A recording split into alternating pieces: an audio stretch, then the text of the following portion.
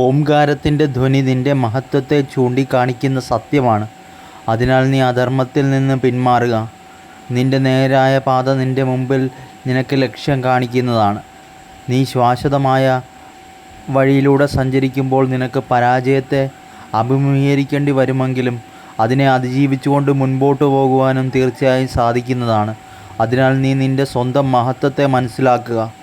നന്മയുള്ള വ്യക്തികളുമായി സംസാരിക്കുമ്പോൾ നിന്റെ നന്മ വർദ്ധിക്കുന്നതാണ്.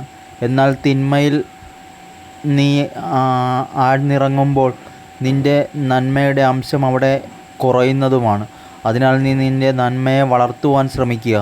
നീ നിന്റെ ശക്തിയും നിന്റെ തീരുമാനങ്ങളും നിനക്ക് അനുയോജ്യമാക്കി എടുക്കുവാൻ വേണ്ടി പ്രയത്നിക്കുക.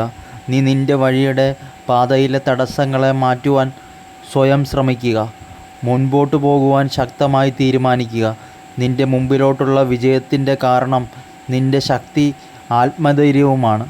അതിനെ വർദ്ധിപ്പിക്കുവാൻ വേണ്ടി പരിശ്രമിക്കുക. അപ്പോൾ നിനക്ക് ഏത് സാഹചര്യങ്ങളെയും അനുകൂലമാക്കുവാൻ സാധിക്കുകയും ചെയ്യുന്നതാണ്. സത്യത്തെ മനസ്സിലാക്കുന്ന വ്യക്തി ഒരിക്കലും അധർമ്മത്തിൻ്റെ പാതയിൽ സഞ്ചരിക്കുകയില്ല. ആ ഒരു ബോധം നിൻ്റെ ഉള്ളിലുണ്ടെങ്കിൽ തീർച്ചയായും നിന്നെ ആർക്കും തോൽപ്പിക്കുവാൻ സാധ്യമാവുകയുമില്ല. നീ നിൻ്റെ ശക്തിയുടെ യഥാർത്ഥ പൊരുളെന്തെന്ന് കണ്ടുപിടിക്കുവാൻ ശ്രമിക്കുക. നിൻ്റെ ആത്മാവിലെ ധൈര്യമാണ് നിൻ്റെ ബലം. ആ ആത്മാവിലെ ധൈര്യത്തെ വർദ്ധിപ്പിക്കുക. പരിശ്രമിക്കുക. മുൻപോട്ട് കുതിച്ചുയരാൻ വേണ്ടി നോക്കുക. ജീവിതത്തിൽ തടസ്സങ്ങളും സംഘർഷങ്ങളും നിനക്ക് അനുഭവിക്കേണ്ടതായി വന്നേക്കാം. എന്നാൽ അതിനെ അതിജീവിക്കുവാനുള്ള മനസ്കരുത്തും ശക്തിയും നിന്നിലുണ്ട്. അത് നീ തിരിച്ചറിയാൻ ശ്രമിക്കുക.